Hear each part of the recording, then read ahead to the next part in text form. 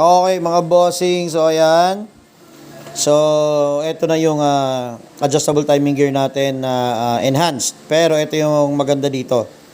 Na-request natin to way back 2 years ago. And medyo matagal yung ano natin, pag R&D before natin to ilalabas kasi meron ng mga history, mga issue pagdating sa mga materials na ginagamit. So, ngayon, ito po is coming out very soon.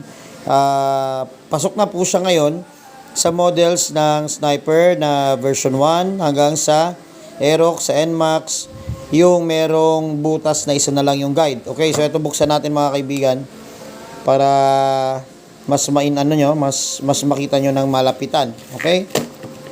So, ayan. So, sooner, lalabas po ito.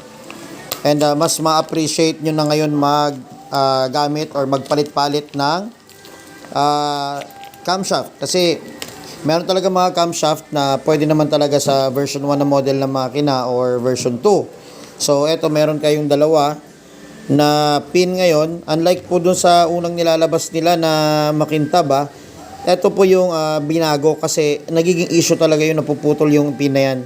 So, pag naputol yan na pin na yan, marami ang pwedeng side effect. Pwede pong maputol yung pwede po kayong maputulan ng balbula kapag tumuko dahil hindi umatras yung balbula ng maayos dahil dito sa pin na to. Okay?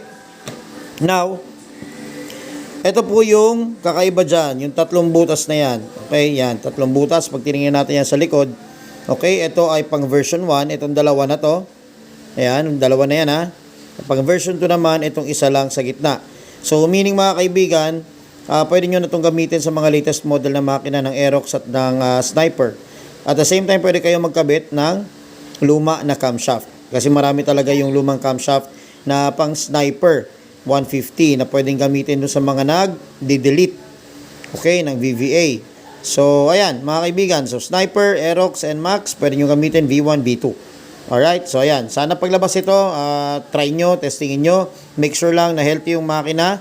Hindi kayo magmiminti sa makina dahil kahit gaano kaganda ng piyesang i-develop natin at ilalabas, pag palpak yung mismong builder, palpak din talaga yung magiging resulta. Okay mga kaibigan, this is Grismoke. Magandang hapon po sa inyo lahat. God bless and peace.